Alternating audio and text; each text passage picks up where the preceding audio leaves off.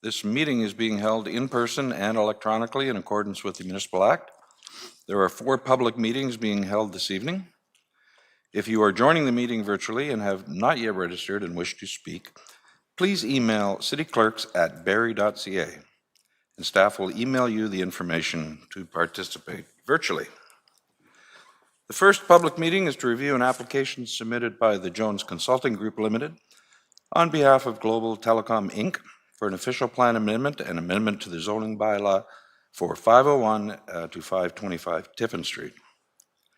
The second public meeting is to review an application submitted by Flagship Developments on behalf of St. Joseph Developments Inc. for a draft plan of subdivision, official plan amendment, and amendment to the zoning bylaw for 49 Miller Drive. The third public meeting is to receive an application submitted by Derek Battaglia for an amendment to the zoning bylaw for 205 Jean Street.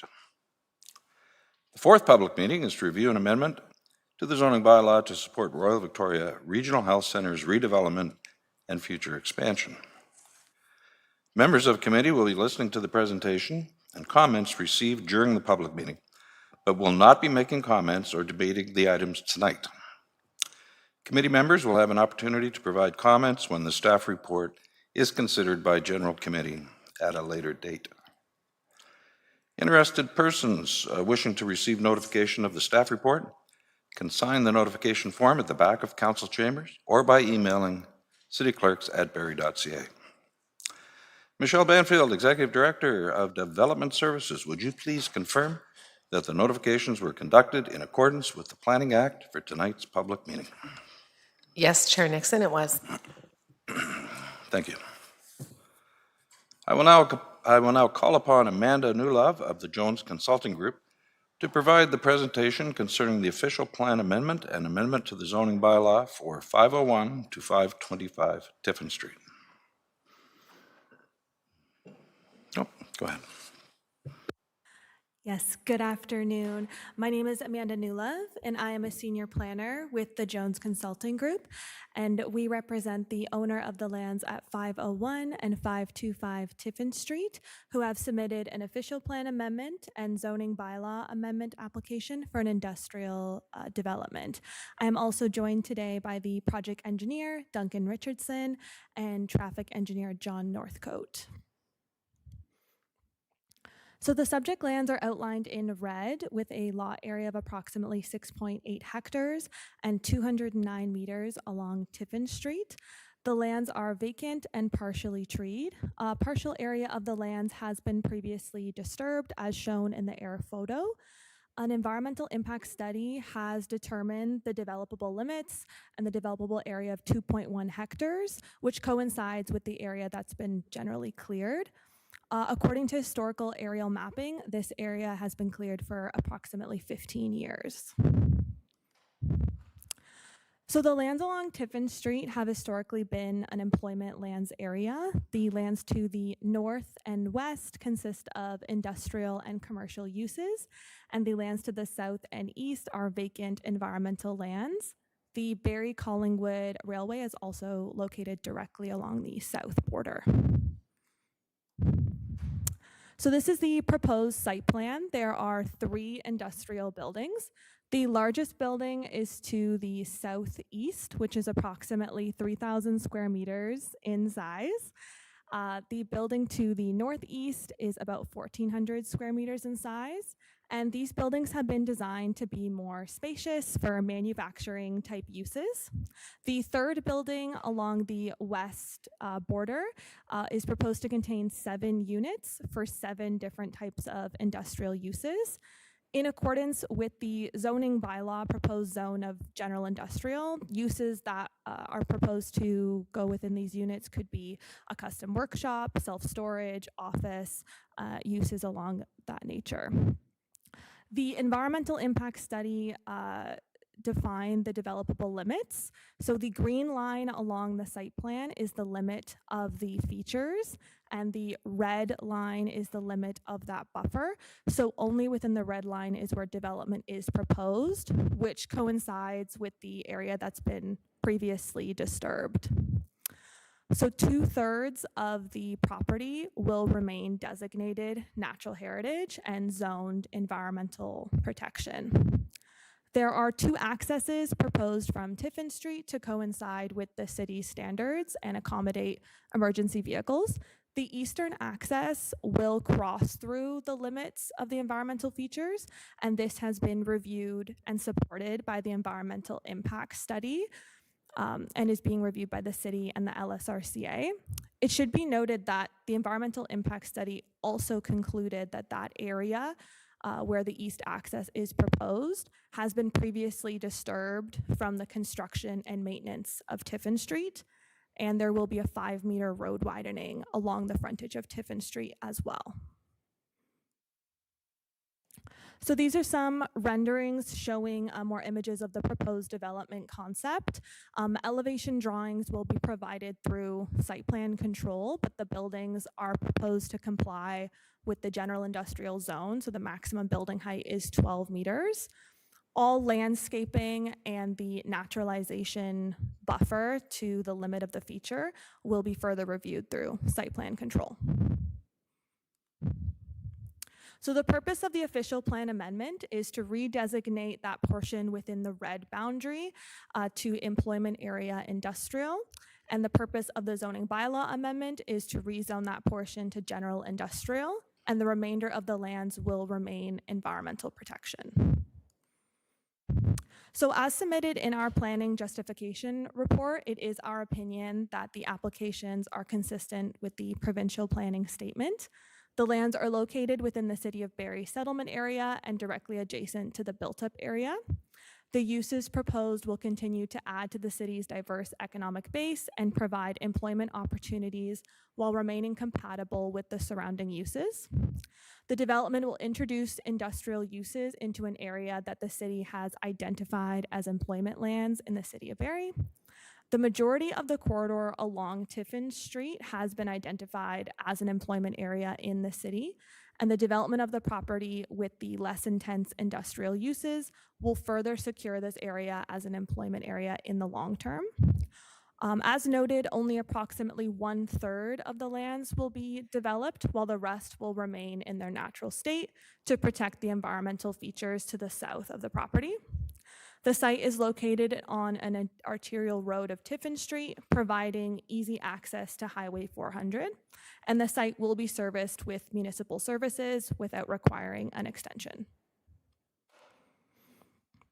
So the lands are currently designated Natural Heritage System in the City of Barrie official plan. As one can see, the surrounding lands are an employment area with the employment area designation industrial and non-industrial to the north and west and east. To be consistent with this, the developable area is proposed to be designated employment area industrial to permit these industrial uses. So similarly, the lands are zoned environmental protection, but one can see the general industrial zone is located directly north and west of the lands. And as such, the zoning bylaw amendment is proposed to rezone the developable area to general industrial as well.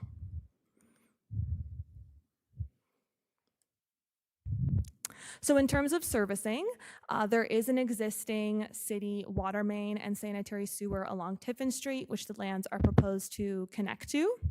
There has been a stormwater management plan prepared, which includes the use of one dry pond, a storm sewer system, 2 underground ADS storm tech systems, 3 rooftop water storages, 3 oil grit separators, and 1 storm filter to address both quality and quantity control. A variety of low impact development or LID measures are also being implemented to address the runoff volume, and the lands will be serviced by secondary utilities. In terms of traffic and the other studies, as I've noted, a 5-meter road widening will be provided along Tiffin Street. The traffic impact study did complete an intersection operation analysis, and no additional infrastructure improvements are recommended. The traffic impact study also recommended a temporary transit stop either on the north or south side of Tiffin Street to facilitate access to pedestrian and cycling infrastructure ahead of the planned infrastructure in the area. City staff have provided transit comments, which the applicant is reviewing. The proposed parking supply will meet the parking requirements in the zoning bylaw, and bicycle parking has also been provided. And a number of additional studies and reports have been provided, such as our planning justification study, functional servicing report, etc., which are being reviewed by the city and Conservation Authority. So in conclusion, the proposed applications will facilitate the development of 3 industrial buildings on a site that is within the settlement boundary of the City of Barrie and directly adjacent to the built-up area and on lands identified as an employment area. The development proposes to intensify vacant land that otherwise would remain underutilized. Extensive environmental work has been completed to determine the developable area to ensure the natural heritage features will be protected and appropriate buffers are being provided. The site will be connected to full municipal services without requiring any extensions. The proposed development will not add any significant delay or congestion to the local roadway network or any operational issues. The proposed buildings are compatible with the industrial nature of the neighborhood. The uses will continue to add to the city's diverse economic base and will provide employment opportunities for residents. So it is our opinion that the proposed applications are consistent with the provincial planning statement and meet the intent of the city's official plan and comprehensive zoning bylaw. So thank you so much, and happy to answer any questions. Okay, thank you. We'll now move to public comments. If there are any members of the public who wish to provide comments regarding our first presentation, please approach the podium and begin by stating your first and last name and address for the record.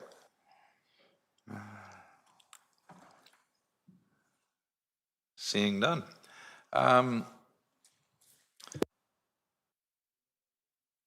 Okay, as we have no members of the public wishing to join in virtually, I will ask members of committee, do you have any questions of clarification?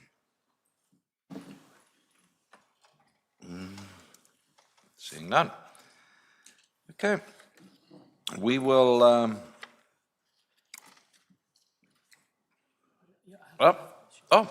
Councilor Negussi? Yeah, go ahead, sir. Thank you, Chair Nixon. Quick question to staff, probably Ms. Banfield. Is the house at 485 Tiffin Street, near to the proposed location, condemned? Can you give us a little bit background on that?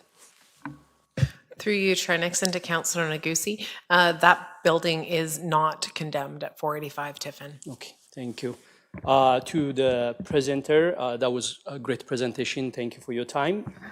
In terms of parking and access, is proposed parking sufficient for all employees and visitors? And how will the vehicle, circulation, including trucks, can be managed to prevent conjunction on Tiffin Street? Thank you. So through the chair, there is 168 parking spaces proposed, which meet the requirements in the zoning bylaw. A traffic impact study has been prepared to review congestion and operations, and there's no issues identified. The traffic engineer is here in attendance if you would like further clarification on that. Yeah, I would be happy if I...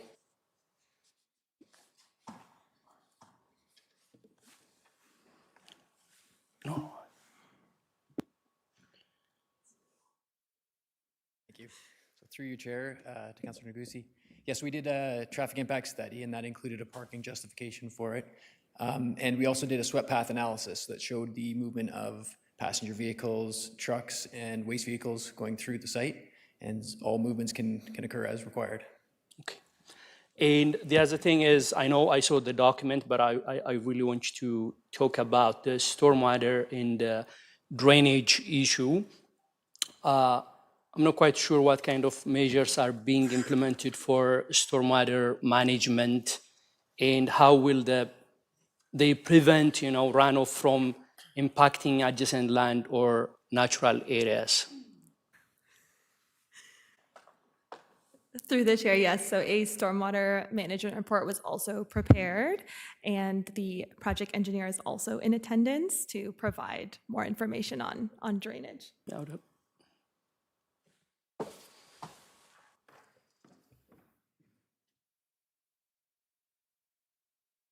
To the chair, to Councillor, the system is underground storage tanks on site, matching the pre to post runoff volumes and flow rates. There is a couple quality control structures on site as well. And then there's rooftop storage as well that helps to achieve that pre to post balance. Okay, thank you, Chair Nixon. Are there any other members, any non-members of committee that have questions of clarification? Seeing none. We will move to our second public meeting. I will now call upon Cameron Sellers of Innovative Planning Solutions to provide the presentation concerning an amendment to the zoning bylaw for 49 Miller Drive.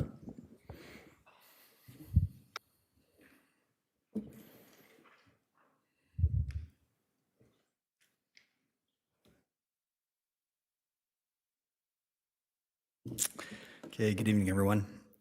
Thank you very much for attending this public meeting. My name is Cameron Sellers. I'm a partner with Innovative Planning Solutions here on behalf of the owners of lands located at 49 Miller Drive in Barrie. So the purpose of tonight's meeting is to provide project details to everyone and to obtain feedback to be considered along with comments received from city staff in order to move this project forward. So the subject property is outlined here in red on this slide. The site's located north of Dunlop Street with approximately 300 meters of frontage and east of Miller Drive with approximately 380 meters of frontage on Miller. The site is relatively flat in nature and it covers approximately 18.1 hectares or 45 acres. The lands are vacant and are significantly underutilized. In terms of surrounding uses, you can see on this slide here to the north, there's residential subdivision characterized predominantly by single detached dwellings along with Pringle Park. To the south, there's existing commercial and future residential uses along Dunlop Street West. Further to the south lies general industrial uses along Tiffin Street and then environmental protection lands as well further south. To the east, there's general commercial and industrial uses along Dunlop Street, Ferndale Drive, and Tiffin Street as well. To the west, there's a service station including a gas bar, a car wash, and a restaurant. Further west are highway commercial uses including self-storage facility, access storage, and a wood supplier, Miller Lumber. So this slide illustrates the current official plan designation of the subject lands. The lands are designated neighborhood area, employment area, non-industrial, natural heritage system, as well as green space. Of note, the city's recent official plan amendment for PPS conformity for employment area proposes to change the designation from employment area non-industrial to business commercial.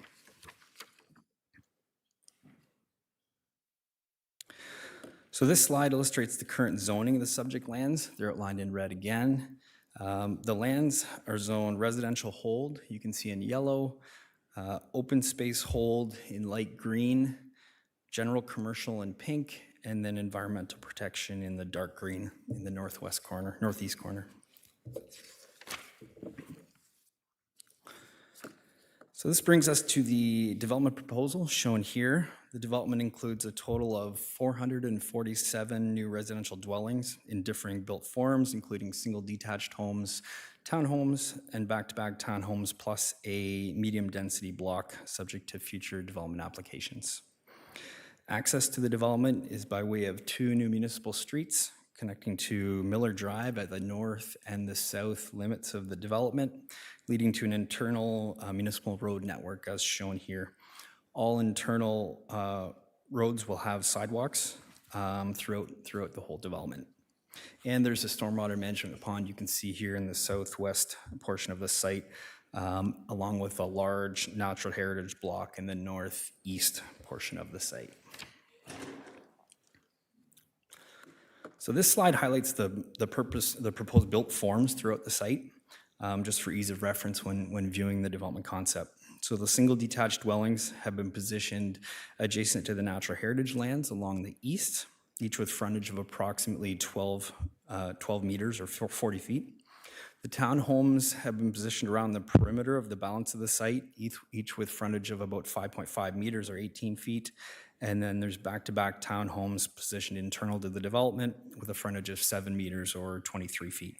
And then you can see the future medium-density block in the middle there in the pink, and then the natural heritage block, the large natural heritage block to the east. So this slide provides a couple of architectural styling samples that could be pursued through this development, just to give people sort of a flavor of the townhouses. It should be noted that there's no floor plans or elevations at this point in the process, but the owners are committed to working with city staff to achieve a high level of urban design and architecture for the new homes. So in order to accommodate the proposed development, an official plan amendment is necessary, redesignating various portions of the property as detailed here. I won't go through them individually, but I will show you this slide. So this illustrates the official plan land use changes proposed by these applications. A majority of the site will remain as currently designated, the neighborhood area. You can see there without any hatching, that's already designated neighborhood area.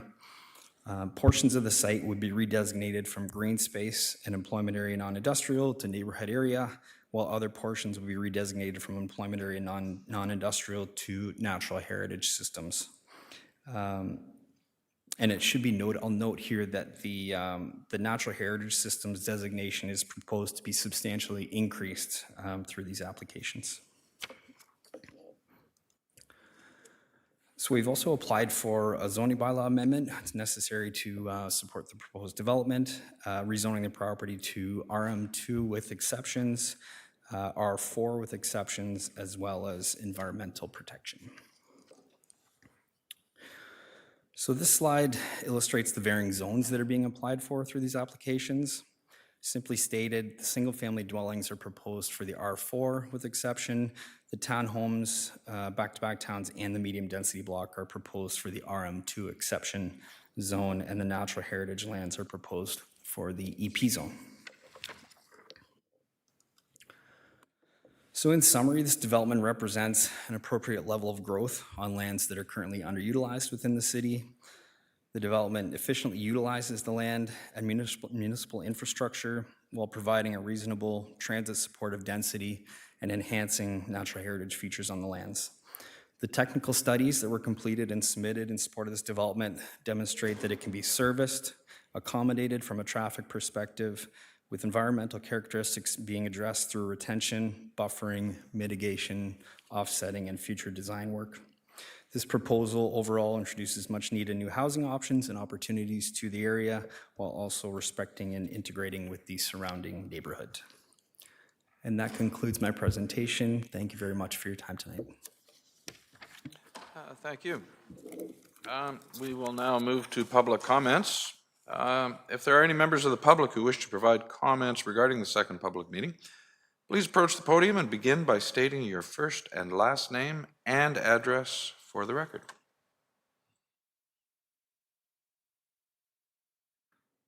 Seeing none. Okay. As there are no virtual members waiting to join us, members of committee, do you have any questions of clarification? Deputy Mayor Thompson. Thank you, Chair Nixon. Through you to staff. When we talk about the technical reviews and stuff, and I understand this is a zoning application, but sometimes that site plan questions are unable because it's delegated authority to staff. So I just get some clarity, and maybe for residents watching and paying attention to this. So 40 Miller is an approved development on Miller of about 200 units. 156 to 152 Miller, I believe, was 100, and then I think they've come back and they're probably about 160 in units. And then we have 180 Ferndale, which is about 350, and 49. This proposal would be about 600, I think, 620, 611 or something like that.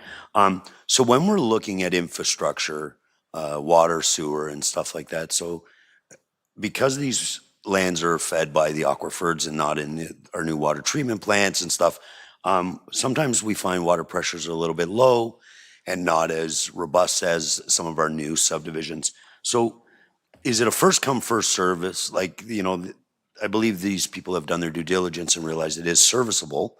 But if every one of these developments were to go ahead next year, would the existing neighborhoods suffer like in water pressure, or is that a consideration that service capacity is looked at in a high level of every development that's proposed and approved could be compensated? Through you, Chair Nixon, to the Deputy Mayor. So generally speaking, in terms of the studies that you are talking about, generally speaking, when an application comes in, all of the other applications need to be considered in the new person's technical work. Now that, as you said, every application that you gave as an example is at a different stage, but at the application stage, the new applicant's consulting team is told that they have to incorporate kind of all of the other developments at the same time. At the official plan and zoning stage, I would say that the servicing review is a little bit higher level, like it is that what you said, are there pipes there? Is there servicing there?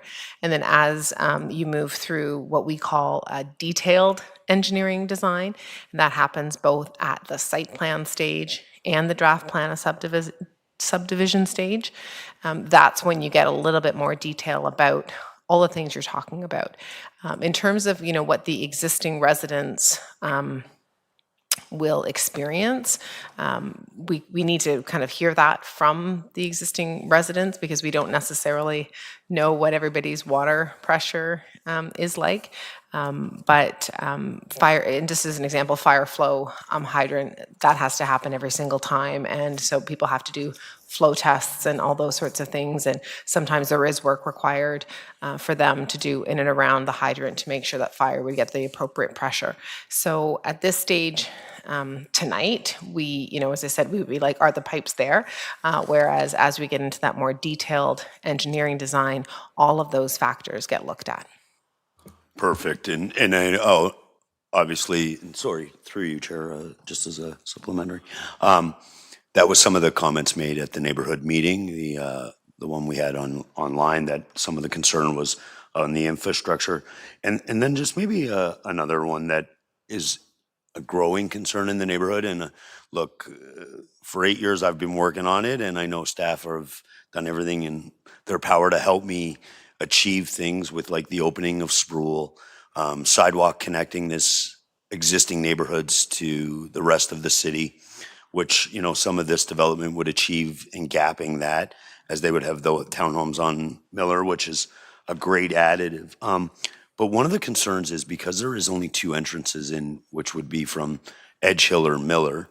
And, you know, we've had some incidents, Highway 90, County Road 90, being, you know, a major arterial road that brings people into our city. And there's been some horrific accidents at the corner, and then it backs up, and people trying to get home from work or to work are suffering. When we did the repaving last year, you're looking at 2-3 hours. And I noticed this development, both entrances are on Miller. And so maybe this isn't to staff and maybe to the presenter and anybody from your team, Cam, that is willing to look at this. That I know in the public meeting there was a real concern with the traffic of both entrances on Miller. And, you know, further to that, we've got a brand new building which is going to create 150 jobs right on Dunlop, with Sherwood Williams now moving and relocating to Barrie. So there is some safety concerns in the neighborhood already that I've had with that. You know, you're talking big trucks entering a road that people are doing 80 kilometers and slow pace coming out of their driveway. I was just wondering in some of the questions of where the building was placed, and I know this is all zoning, but I just thought if you guys had taken any of the comments made in the neighborhood meeting to consider, you know, relocating some of the design of your thing or looking at an entrance to maybe work with our staff to have a signalized intersection on the Dunlop side to enter in on this subdivision, also eliminating the safety concerns that with the Sherwood-Williams, big trucks, and it's a distribution center, so it's going to be heavy flow of trucks. And I was just wondering, there is some area there, I know it's in this proposal, it's going to be environmental, but if there was an opportunity maybe to move that over, some commercial over on that side, and maybe moving the building closer to the Dunlop. I was wondering if you took any of those comments and if there was an opportunity. I understand that you had to submit a proposal and waited on comments, which I don't know if you received from staff, preliminary comments from our meeting. And I was just wondering if there was any consideration of some of the comments made in that neighborhood meeting. Through you, Chair Nixon and Deputy Mayor Thompson. Yeah, certainly. So we did the neighborhood meeting. It was well attended. It was very cordial, it was very professional, and we got a lot of good feedback there. We proceeded to submission, and we're still collecting the comments. We have some of them. We don't have all of them. And then, of course, tonight. So gaining all of that feedback, we certainly are not married to the concept plan as is, and we're definitely going to look at how to best address the comments to the extent possible. So the answer is yes. Perfect, and thank you. And look, I don't think anybody in the public meeting was against development. Yes, some people looked at the existing, wooded area, and I fielded some calls today, understanding and explaining to residents that it's privately owned land and it's not a city property where if we chose to leave it as a park or something, so we can't tell people what to do with their assets. But I also appreciate, the back and forth and the open dialogue with, your clients where they are understanding, they want to be good neighbors, keeping a mature tree line, considering, looking at some of the concerns of the residents. So I appreciate that, and I look forward to the opened dialogue back and forth so that we can move this along and make everybody in the neighborhood feel that their voice was heard, and we can continue to be good neighbors. So thank you. Are there other members of committee that have questions of clarification? Any non-members of committee? No. Okay. If anyone has any further written comments, you can submit them to Michelle Freethy, Senior Planner, at michelle.freethy@barrie.ca. We will now move to our third public meeting.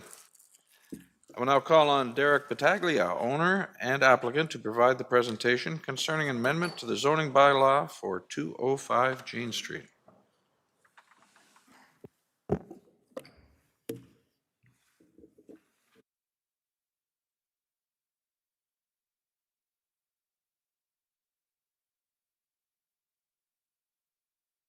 Okay. Good evening, Mayor, Council, and members of public. My name is Derek Battaglia. I'm here to discuss a residential development opportunity at 205 Gan Street in Barrie. I'm seeking approval for a site-specific zoning bylaw amendment and draft plan of subdivision to permit 6 new detached freehold homes on a private lane. This presentation will walk you through the site location, our design approach, how we've responded to community feedback, and why this project serves the public interest. This aerial map shows 205 Gan Street in relation to key landmarks for recognition. The subject site is located near Tyndale Park, Algonquin Ridge Elementary School, and the general Tollendale neighborhood. This is a well-established residential area with excellent access to amenities, services, and transportation. The location is already fully serviced with municipal infrastructure, including water, sewer, and road access, making it ideal for a residential infill development. Here's a closer look at the specific property. The site is outlined in red and is located at the intersection of Cox Mill Road and Gan Street. You can see the surrounding street network, including Buman Court and Dock Road. The property is currently underutilized, and our proposal will make efficient use of this land within an established neighborhood. The site has direct access to Gan Street, which will serve as the primary connection point for the private new lane accessing the 6 proposed lots. This immediate neighborhood, previously part of the town of Innisfil, was known as a cottage area privately serviced with septic and well on old cottage roads. This area was annexed to the City of Barrie with a zoning reflective of the infrastructure in place at that time. Since then, major infrastructure improvements have been made to bring this area to city standards, but the R1 zoning has remained the same. Over time, the cottages have been converted to year-round, and others have been torn down to make way for new homes and/or properties that have been subdivided to create new homes on new lots. This ground level photo unfortunately shows a lot of snow, that the site presents an excellent opportunity for sensitive residential infill that will complement the surrounding neighborhood character. In the background, you can see the homes of Buman Court designs of 2-story with walkout basements, and because of the grade change from Buman Court to Gan Street, the Buman homes present as 3-story elevations from the subject site on Gan Street. This is actually a video. Is there a button to press that will play the video, or if I press the next button, can we see? Okay, great, there it goes. Continuing east on Gan Street, the immediate neighboring home being an original 1950s 1,000 square foot brick bungalow with no garage. And we have carefully considered the existing trees and natural features in our planning process. This is our conceptual plan showing the proposed layout of the 6 new lots and private detached lots here. The homes will be arranged along a new private lane that extends from Gan Street. Each lot labeled 1 through 6 will accommodate a detached single-family home. Particular attention to setbacks and green buffers have been considered to maximize privacy for the new homes and existing. The community input has been critical in shaping this proposal. At the June 19th neighborhood meeting, residents expressed specific concerns, and we listened carefully and made significant changes. Let me highlight what we've done in response. We reduced the total number of units from 8 to 6, a reduction of 25%. We increased the lot area from 209 square meters to 293 square meters. That's a 40% increase. Giving each home more space, lot depth increased from 22 meters to 26.4. We increased frontages from 9.5 to 10.5, and perhaps most importantly for parking concerns, because of the reduced units in larger lots, we have allowed for the upgrade from single-car garages for up to double-car garages, and allowing each home to have up to 2 cars in the driveway in addition to the garage. The gross floor area has also increased from 131.7 to 168.5 square meters, allowing for larger, more spacious homes. And the bottom line is fewer homes, larger lots, enhanced parking potential, and better layout, all in direct response to what the community told us mattered most. Garbage and snow services are to be handled privately amongst the individual homeowners. So this table demonstrates how our proposal aligns with the city's zoning framework. The existing property is zoned R1, residential first density. We are proposing to create lots that will be zoned R2 special, a site-specific residential second density designation. We'll walk through the key standards here. Our frontage lot of 10.5 meters meets the standard. All setback requirements are met at 4.5 meters for front yard to dwelling, 7 meters to the garage, appropriate side yards, and 7-meter rear yards. Our lot coverage will be within the 45% maximum. Building heights will be limited to 3 stories, consistent with zoning, and our proposal maintains appropriate development standards for the established neighborhood. I would also like to point out that this proposal is fully consistent with federal and provincial planning framework under Bill 23, which is aimed at supporting more housing, especially small-scale, low-rise projects like this within existing urban areas. Okay, so this is a previous house concept, but it gives us kind of a good idea here that here are examples of the potential architectural concepts for the new homes. These renderings show attractive contemporary designs that will fit seamlessly within the character of the surrounding neighborhood. The 3-story design maximizes livable space while staying within height limits. The homes will feature quality materials and elevations to add visual interest, attached garages, and architectural details that reflect both modern preferences and neighborhood compatibility. They will not be cookie-cutter homes. Each will have design variations to create a diverse, appealing streetscape.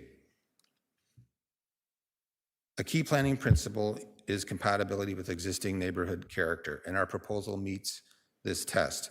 First, 3-story detached home elevations at the Jean Street elevation are already established on the adjacent Buman Court lots. This is not a new form in the area. There are 2 3-story dwellings 1 block away on Gray Lane. Second, the height massing and lot pattern of our proposed homes are comparable to the newer homes surrounding the site. Third, we've incorporated design elements specifically to ensure compatibility, and our rear yard depths provide substantial separation from neighboring properties. This isn't a departure from neighborhood character. It's a natural continuation of the existing development pattern. Let me address why this project is in the public interest and what benefits it brings to the community. First, we're adding 6 high-quality homes in a fully serviced, built-up area. This is efficient use of existing municipal infrastructure, water, sewer, roads, transit, that's already in place and underutilized. This is smart growth.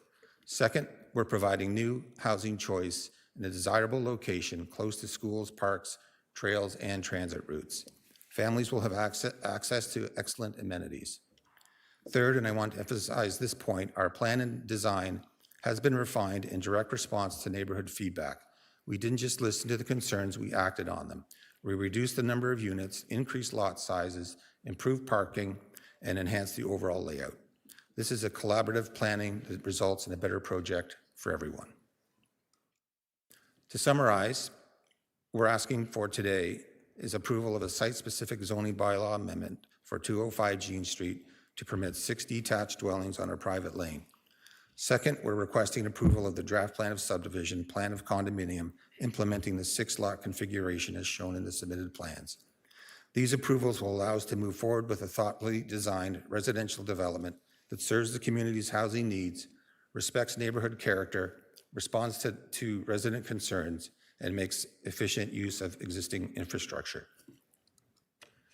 Thank you for your time and consideration. I'm happy to answer any questions you may have. Thank you. We will now move to public comments. There are 5 members of the public who have pre-registered to speak regarding our 3rd public meeting in person.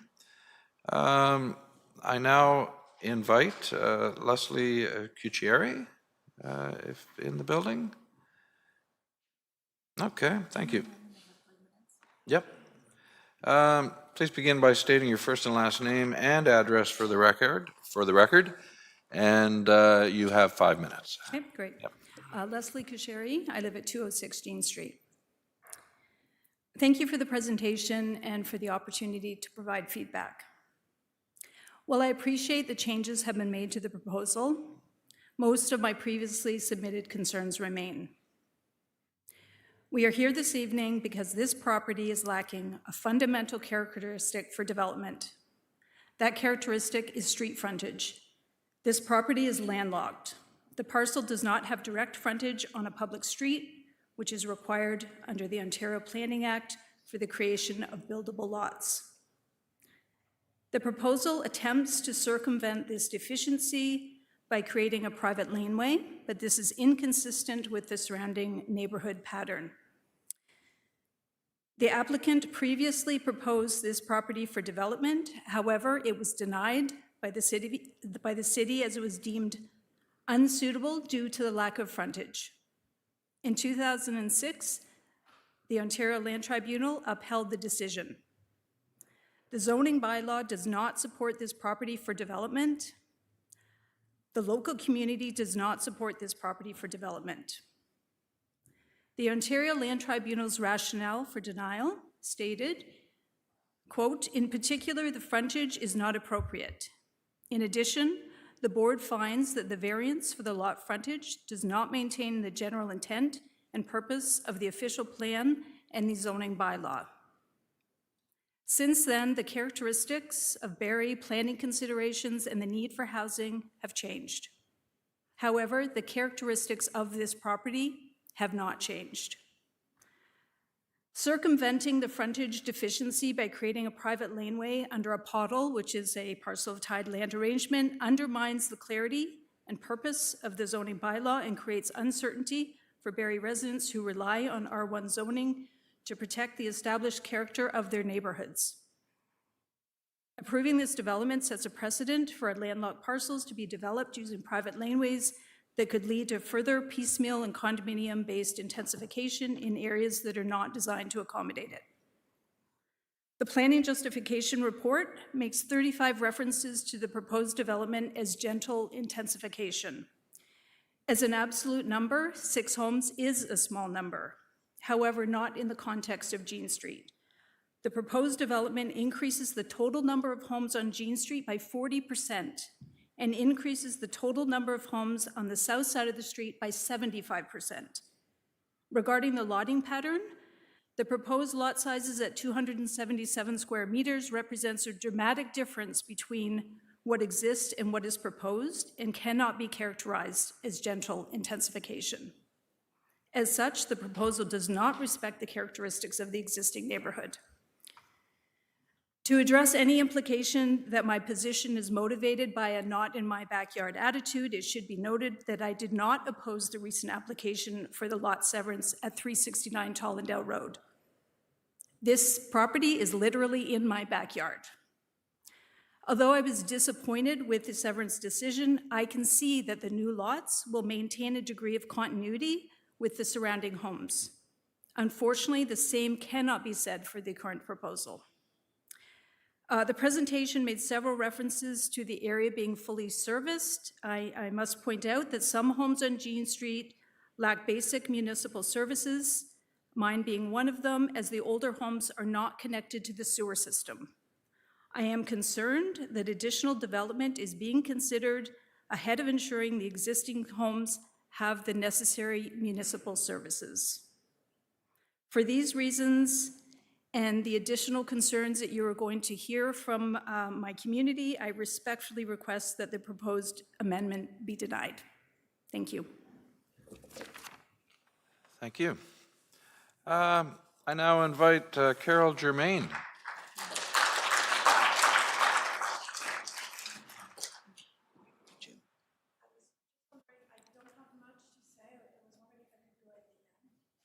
Would you like to go at the end? That's fine. How about Reimer Gartner? Mr. Gartner, please approach the podium and state your first and last name and your address for the record, and I will remind you that you have 5 minutes as well. Thank you. My name is Reimer Gartner. I live at 203 Gan Street, right next door. I just wanted to highlight two items that are of particular importance to me. The first one being the request to rezone this property from R1 to a modified R2. I just want to preface what I'm going to say by saying I am not anti-development. If this proposal was from R1 to an actual R2, I would be quite for it. The minimum R2 dimensions are nowhere near being met here. What we have is a development that involves lot sizes so small and houses so close together, they don't even meet the R4 minimums for zoning. And the area that we're talking about, South Shore, has no R4 single homes anywhere. We don't have R3 even. So, as Leslie mentioned, I don't think this is a gentle intensification. I think that this is a radical change from the R1 and R2 that we find ourselves surrounded by, and I believe this proposal is inappropriate and sets a bad precedent for future development. The other thing, the only other issue that I have is about the intensification of the actual buildings themselves. The planning report states that the proposed dwellings are anticipated to be designed in a manner that allows purchasers the option to incorporate a second residential unit within the home. As I read it, construction for 2 families under one roof is a duplex by definition. And the report itself says that duplexes are prohibited. So I just wanted to flag that. to make sure that there's not some kind of end run around the prohibition against multiplexes in the end. Thank you very much. Thank you, sir. I now invite Adam Holman.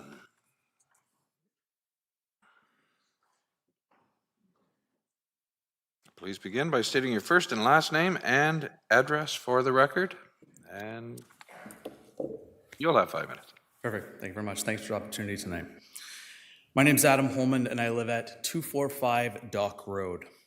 I live directly behind the proposed development at 205 Gan Street. I'm not just someone who reviewed the plans online. I back directly onto this property. I see the land every single day, through every single season. I experience firsthand how the area behaves, especially when it comes to drainage and water flow. Over the past week, I started a community petition to better understand how others in the area feel about this development. In just 7 days, we received over 275 signatures opposing this project.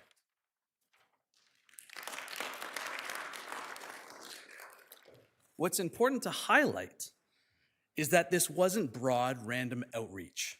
Over 90% of these signatures came from individuals within the L4N postal code area, which, of many, live just a stone's throw away from this site.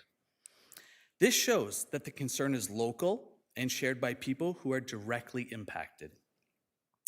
The concerns we're here fall in a couple main categories: drainage, safety, and overall fit within our neighborhood.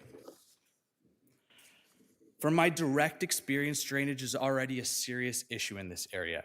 After heavy rainfall or during spring thaw, there is significant pooling and standing water across the property.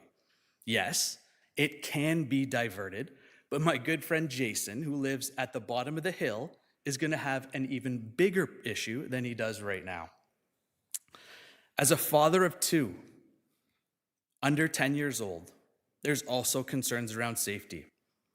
Increased density brings increased traffic, strain on infrastructure, and changes to the character of the area. Think about waste collection day.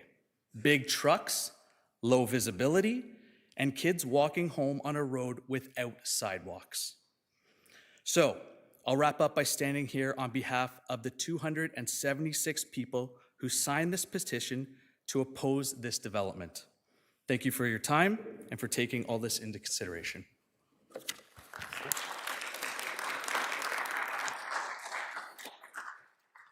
Kate Ellis, I now invite you to approach the podium.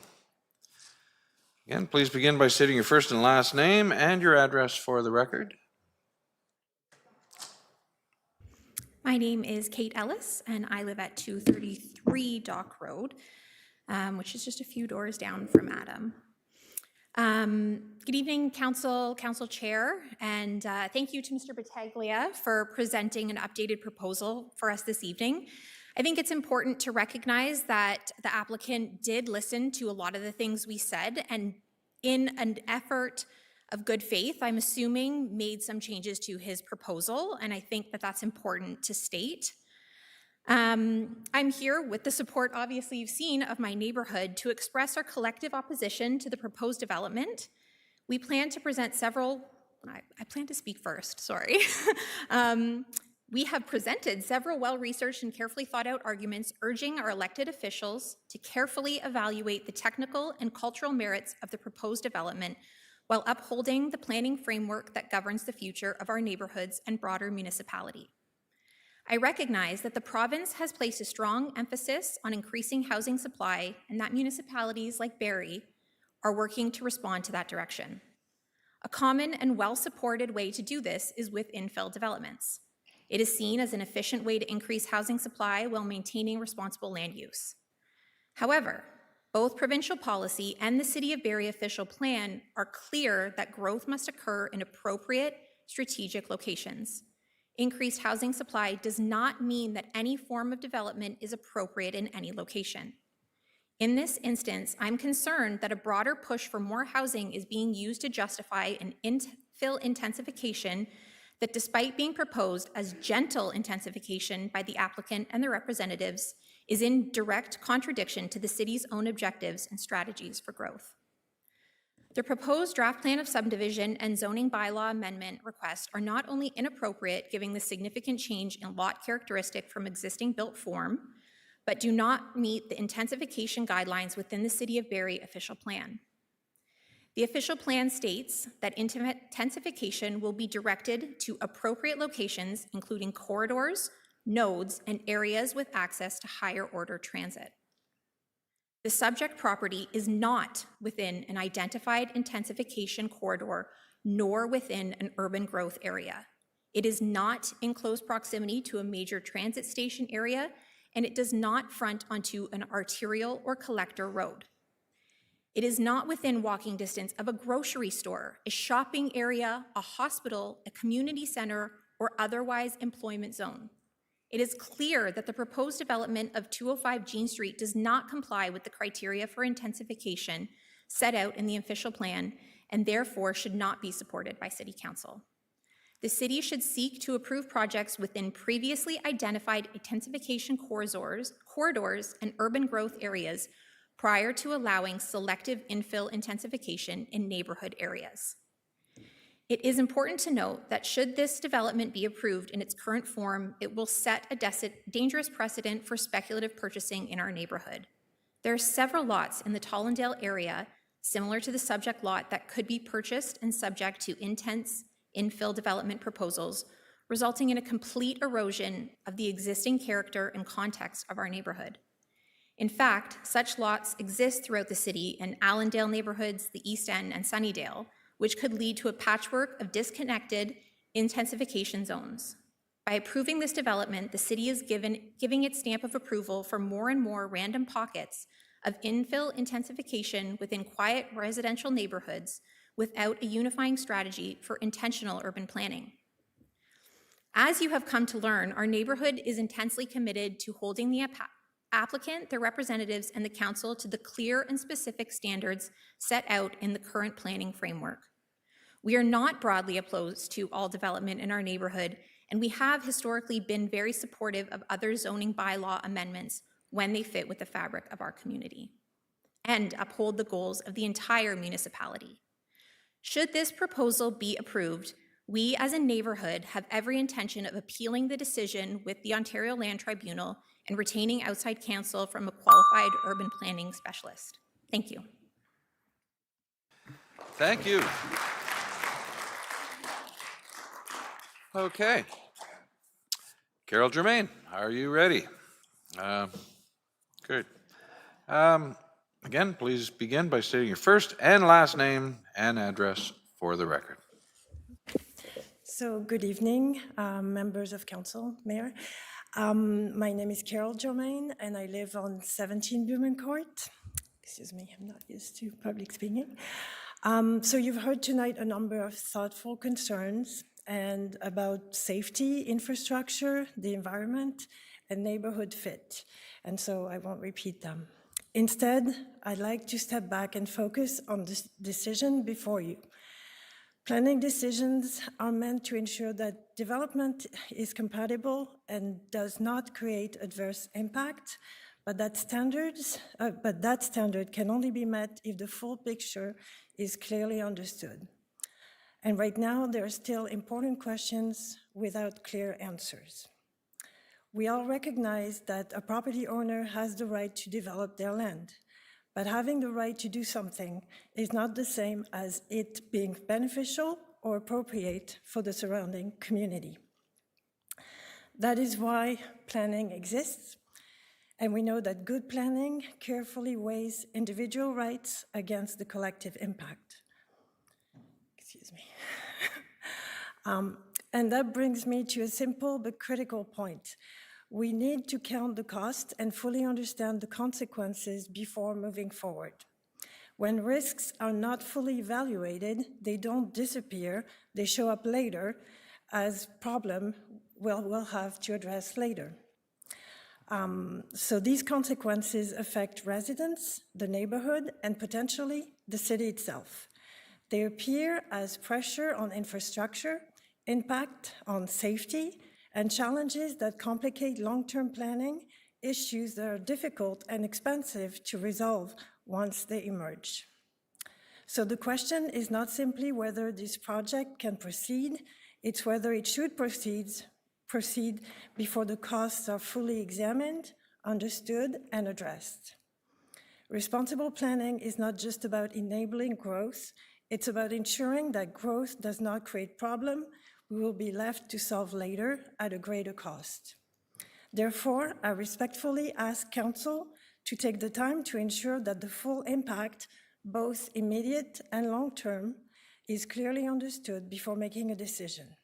Because once the decision is made, the consequences are real and difficult to reverse. Thank you very much.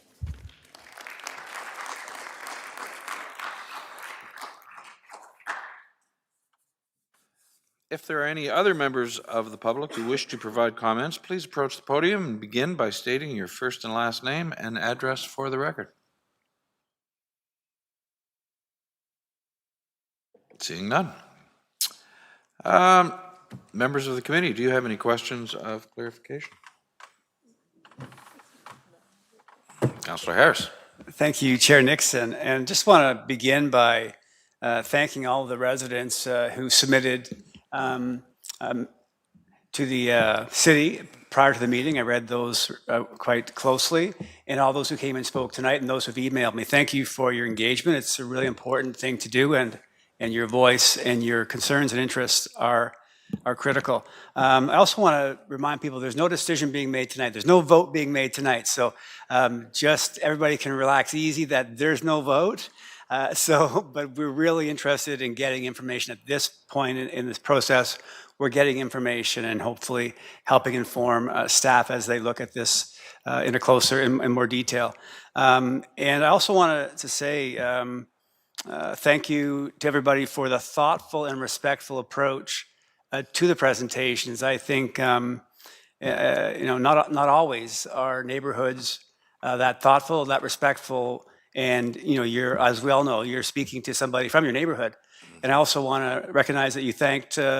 This is not the same application we saw at the neighborhood meeting. So you did recognize, and I appreciate there's recognition that this is different. There's been, whether it's to the degree people like or not, it's been modified with intention to meet things that were brought forward at the neighborhood meeting. So thank you. That was noted to Mr. Battaglia. So thank you for that. And also thank you, Mr. Battaglia, for actually hearing and responding to those. I think that's an important recognition as well. And just on that theme, and maybe through you, Chair Nixon, to Mr. Battaglia, there was a comment made about the potential for the 6 units to be duplexes. I wonder if you want to speak to that, just because that comment was made, and if you want to clarify anything on that regard. These units are single-family detached and expected to conform with the zoning standards of the R2 with the special provision. Thank you. And maybe through you, Chair, to Ms. Banfield, with what's proposed, regardless of whether it was designed or included as part of the selling features, would these 6 units, people who own them, be able to make them into secondary units if they wanted to? Through you, Chair Nixon, to Councillor Harris, because these new proposed lots would be on a private road, they would not be able to do the accessory dwelling units in the same way that a lot that would be fronting onto a municipal road would be able to. Okay. And so I know we're using and a very well-informed group here, accessory dwelling unit. Does that mean they couldn't put a second suite in the basement, or could? Through you, Chair Nixon, to Councillor Harris. So right now, in this, not to confuse things, you could do, if you had a single detached lot that fronted onto a public road, provided you can meet the standards, you could do up to 4 units per lot. But that doesn't apply when a lot fronts onto a private road, which is in the case for this application. Okay, thank you. And through you, again, Chair Nixon, to Ms. Banfield, it was also mentioned, I saw on page 15, I think it was the justification report that was submitted, it talked about I think I'm quoting, the surrounding properties consist of urban residential developed area which are serviced by municipal water and sewers. And I think we've heard tonight that's not completely accurate, if I'm correct. And I know, including Mr. Battaglia has been an advocate for urbanizing this area himself. So there are still many, if not most, of the homes or all of the homes on Gan Street would be on septics. Through you, Chair Nixon, to Councillor Harris. I'm not actually sure of all of the details. I just know that in the city zoning bylaw and in the official plan, it says new development has to be serviced by municipal services. But we could certainly take that back and respond to council on which properties are serviced by municipal services versus private services. Great, thank you. And if I can continue, in the capital plan, I know residents have been frustrated over the years with the urbanization being moved back in the capital plan, and we've advocated. Can you, and I should have asked you before, so I apologize for putting you on your spot. Do you know in the capital plan where the urbanization of Gan Street currently sits? Through you, Chair Nixon, to Councillor Harris, I'm afraid I don't. But again, I could certainly find that information out for you. Yeah, there's probably a resident who knows. I know it got pushed back. It's been pushed back, unfortunately. Derek, you know it's been pushed back, right? Yes. Yeah, so that remains a concern for the area, the urbanization.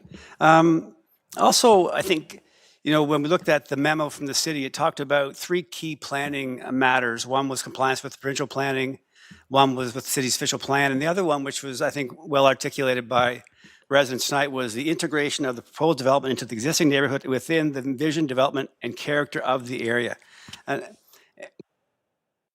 Sorry, I muted myself.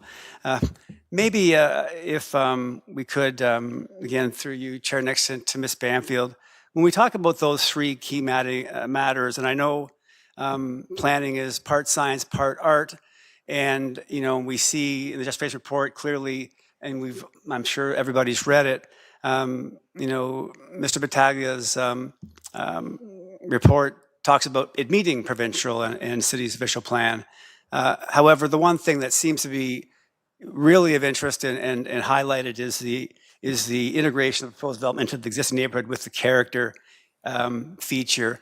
I wonder if you could speak to how staff kind of manage that particular element, because that seems very, a little more subjective in some ways, but also, objective in other ways. But I just wonder if you can talk a bit about how that gets sorted out by the city.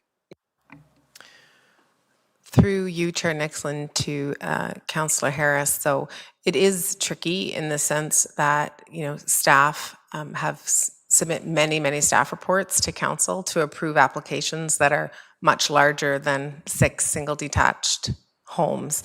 And so, and in that instance, and then here we're looking at something that is 6 single detached homes that is filling the council chambers more than some of our bigger projects are. In terms of the matters, the things that you talk about in terms of character and fitting into the community, things that planners look at are things like the existing road pattern, the existing lot pattern, the size of the existing lots, the front yard of the existing homes, the rear yard, mature trees. Like there's actually a whole bunch of things that go into what makes a community and what builds the character of the community. So these would all be things that planning staff would take a look at. And there isn't, unfortunately, a magic number to say, 8 is too much, 6 is too much, 2 is too little.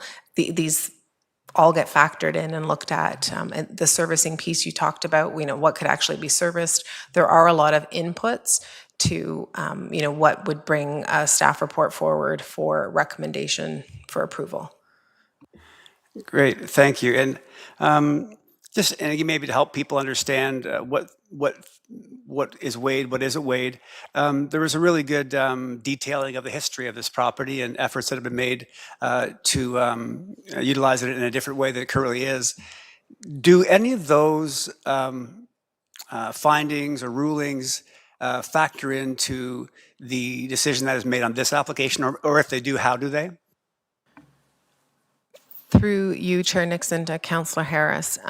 So certainly municipal land use planning is governed by provincial planning legislation that I think the one application that was referenced was in 2006, so almost, well, exactly 20 years ago.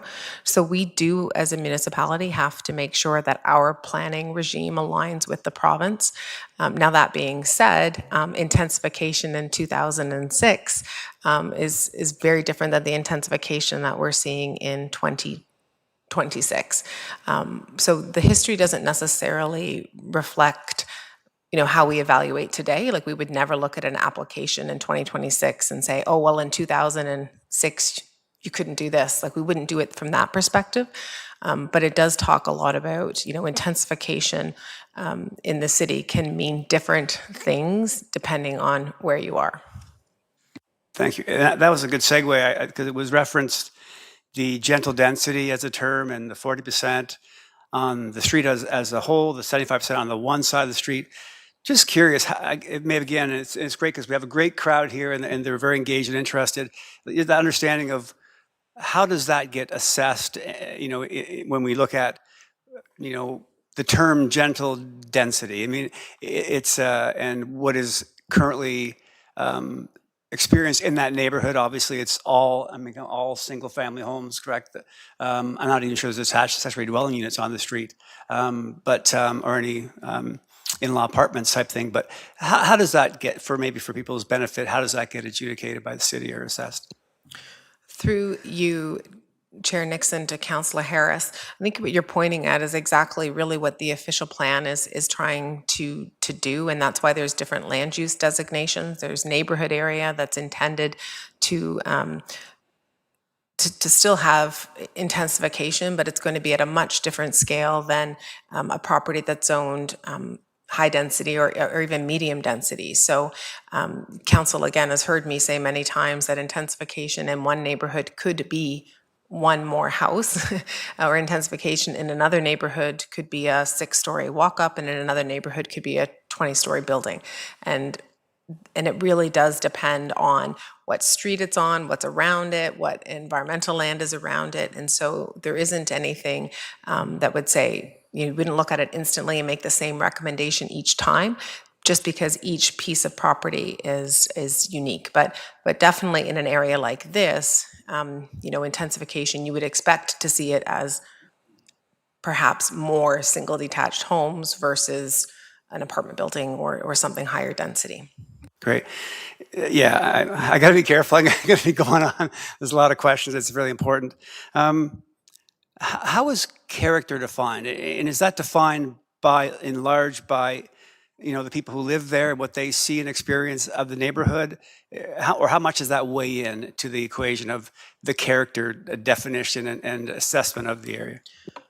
Through you, Chair Nixon, to Councillor Harris. So character is one of those elements that really has been reshaped by the provincial government in terms of legislation, because they're historically, the context of character, neighborhood character, is that nothing should change. The neighborhood is as it is, and the character is it, and it can't change. And so that is one of the elements of provincial legislation that has evolved in the context that neighborhoods can change. New homes and new residents can move into the areas if things like buffers between existing uses are considered, transition in building form or building height, trying to keep mature vegetation, compatible built forms, those types of things. So again, it really isn't a kind of black or white, but the neighborhood character piece, as I said, neighborhoods.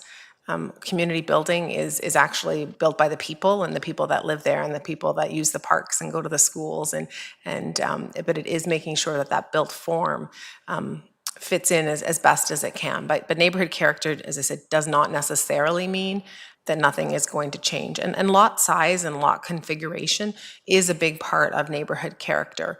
And certainly we're hearing that from the community, because obviously the smaller the lots, the built form is going to take more massing. There's going to be fewer setbacks. There's going to be smaller setback, like front yards and rear yards and those sorts of things. But that's actually not unique to just this neighborhood. We've heard it across the city as new developments come in. So But again, all of those things factor in, and it is going to be a different equation, if you will, depending on where you are in the city. Thank you. Yeah, this is great. Maybe my last question. I'll stop myself. One more question. When you look at whether there's top three factors that would most likely change the character of the neighborhood, what would those top three be?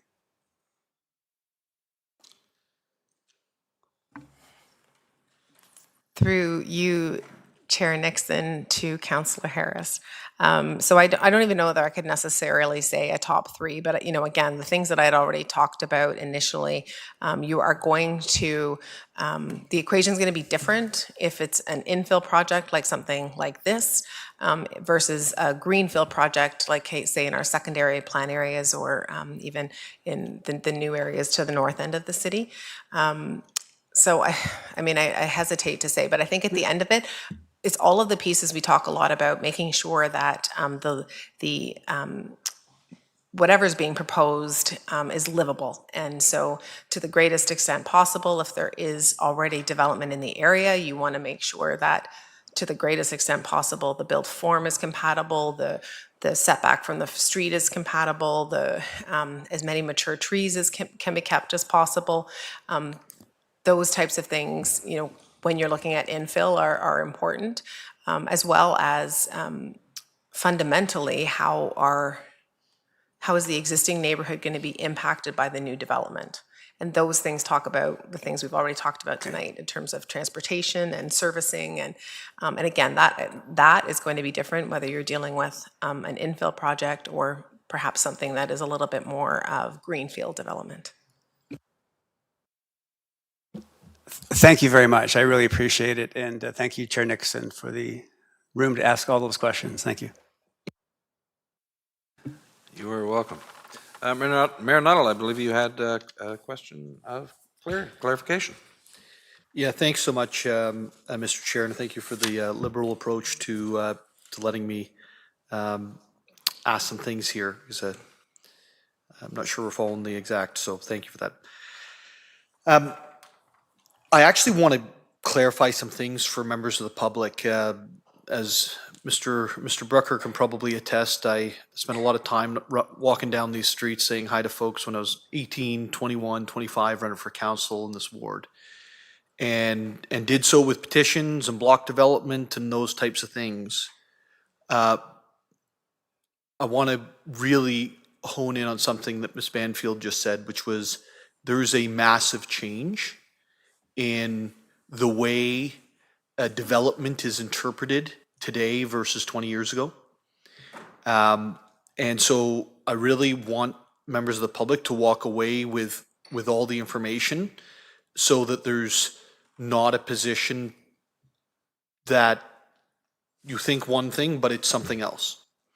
So I'm going to ask some questions to Ms. Banfield just to clarify information for the public tonight, so we don't get here 3 or 4 or 5 or 6 or 7 or 10 months or a year from now thinking, well, why did I get blindsided and why didn't I know that information? Okay. So the current property is one property. It's being proposed to be split into essentially 2 properties as viewed by the city, with then multiple dwellings on the second property. Am I interpreting that correctly, or is there a better way to say it than that? Through you, Chair Harris, to Mayor Nuttall. So you were correct. The existing house would be subdivided off, and then the remaining proposed 6 units would be dealt with through a condominium and would essentially be on one block. Okay.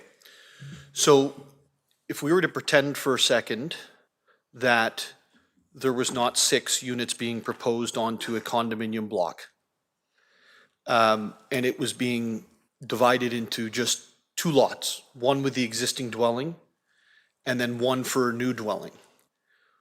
Does it meet the qualification for that based on the frontage, et cetera? Through you, Chair Nixon, to Mayor Nuttall. So the crux of that would be if we could, depend on how much frontage is on Gan Street.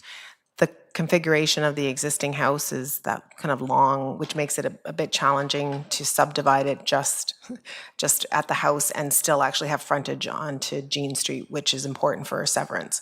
So in your scenario, without doing kind of everything correctly tonight, most likely the existing house would have to be demolished to be able to create two lots that would still have frontage on Gan Street. Okay, so basically the city wouldn't allow, this is good information, the city wouldn't allow a lot beside it that wasn't essentially a straight one back. It wouldn't allow it if it went down and off to the side, kind of the way that lot is configured.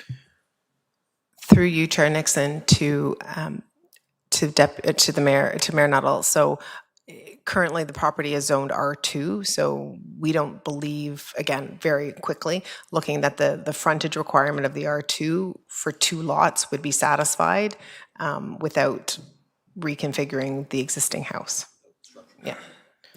Okay, good. That is a good piece of information. Thank you. If this were to get sent to the Ontario Land Tribunal by the applicant, what ability do the residents have to intervene in that process today versus 20 years ago? Through you, Chair Nixon, to Mayor Nuttall. So as it relates to appeals for zoning bylaw amendments, not too much has changed. The bigger change has been around site plan and minor committee of adjustment decisions. So depending on how the application got to the OLT, so council could refuse it and the applicant could appeal it, council could approve it, and the residents could appeal it. So it would depend really on how it got to the board, but the easiest probably for this example is, let's say council refuses it and the applicant takes it to the OLT. So at that point, the OLT would ask the City of Barrie who came out to the public meeting, who's been involved, and then at that point, residents would have the ability to ask to be a part of the hearing. Okay, so they have the ability at that point to ask to be part of the hearing, not guaranteed, or it is guaranteed? Through you, Chair Nixon, to Mayor Nuttall, I haven't seen where where residents haven't been able to. I suppose it's technically possible, but certainly in my experience, I haven't seen where residents have come and asked to speak at an OLT or be a part of it. I haven't seen a case where they've been refused. Sorry, I still had it on. Okay, so over the last 3 years, since the changes with, what was it, Bill 119? Bill 23 and 119? Yeah. Don't trust him. The other 22 bills that changed it. We don't go to the OLT very often, folks. So through those changes, that hasn't limited the ability for the residents to go and intervene the OLT on these types of issues, only on the site plan and plan of subdivision. Or minor variance. No, you're correct. Through you, Chair Nixon, to Mayor Nuttall, you're right. I didn't actually say draft plan of subdivision, but you're right, though. Those are the three that the committee of adjustment applications, the draft plans, and site plans. Okay, great. So that would leave it open for the residents as well. That's good. The final piece being, if we were in the scenario today where the applicant said, I'm actually just going to proceed with 4 as of right, and are they able to proceed with 4 as of right? And for the public, I know Councillor Harris touched on this, Ms. Banfield touched on this. 4 as of right is something that was pushed by the federal government on municipalities. 3 as of right is embedded, I believe, inside of Ontario at this point. So would 4 as of right apply to the single property as it is configured today? Through you, Chair Nixon, to Mayor Nuttall. So correct, it would be, the term we use is like 4 units per lot. So there's one existing home, and then they could technically have three other units. That could be either like basement suites or like a detached dwelling unit as well, yes, because this property does have frontage onto Jean, and so they would be able to do the accessory dwelling units. And what's the maximum size of those units? It's done through you, Chair Nixon, to Mayor Nuttall. It is a percentage, and so what we say 4 units as a right or 4 units, there still would be standards that would have to be looked at, and so it would really depend on whether they're internal to the existing building or additional. We'd have to take a look at that. So even though you could do the 4 units, sometimes you can't do the 4 units just because of the standards of the zoning bylaw. Okay, is there any way that, as in your work that's done by the planning staff for when this comes back, I'd like to know what is the potential without, in the sense that I'd like to understand if this is probably a no-go for any ancillary structure, or if somebody could come forward, Mr. Battaglia or someone else, and put another structure that's a triplex, a duplex and a single, or 3 singles in place on the same property, or like the size of the property would allow according to these provincial federal regulations. Through you, Chair Nixon, to Mayor Nuttall. So that would be like a highest and best use kind of calculation of the existing zoning, and we could certainly have a comment in the staff report when it comes back. Thank you. I really appreciate that, and I think it's really important that information is taken into consideration. I have not been a fan of some of the city's interactions with the applicant, to be blunt. But I also recognize that we don't love. I'm now saying I don't love 4s, right? I don't love changing units. I think it should be planned out, but that's the world we live in, and so you need to have the same information that we have to go forward.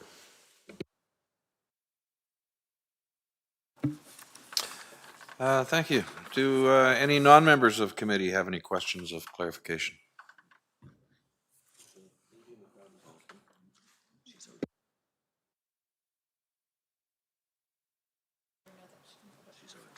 Yes, you've already spoke.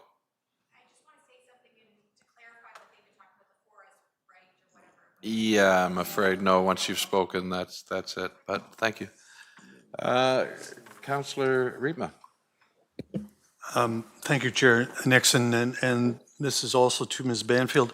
I'm a little confused. There was a draft plan of subdivision here, and then I also hear condominium plan. So which is it, or is it both? Through you, Chair Nixon, to Councillor Riepma. So in some cases, in the older areas of town, you need to do a draft plan of subdivision to bring the entire property into land titles to be able to then condominiumize it, to be able to give clear title. And I'm so sorry because I know it's so technical, but that's kind of the reality. So the draft plan, think of the draft plan as kind of the boundary, if you will, and the one lot, and then that will create 2 parcels in a proper land title situation that would then let the condominium go on the balance of the property. That's essentially how we would do it in some of these older areas of town. So some of these subdivisions in the older areas of town are not even super exciting. Like they're a subdivision, but it's like one block. But typically that's why it's done that way. Okay, thank you. We will move to our 4th public meeting. There will be no presentation this evening as the proposed zoning bylaw amendment was introduced by Mayor Nuttall pursuant to Bill 3, the Strong Mayors Building Homes Act, which amended the Municipal Act 2001 in accordance with subsection 284,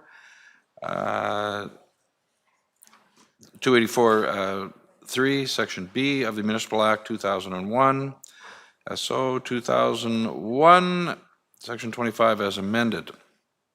The purpose of the amendment is to support Royal Victoria Regional Healthcare's redevelopment and future expansion. Were there any public comments? Has anyone registered? Is anyone? No. Okay. Members of committee, do you have any questions of clarification? Seeing none. Okay, if anyone has any further written comments, or you can submit them to Michelle Banfield, Executive Director of Development Services at michelle.banfield@barrie.ca. Excuse me, Mr. Chairman. Do I get a chance to ask a question?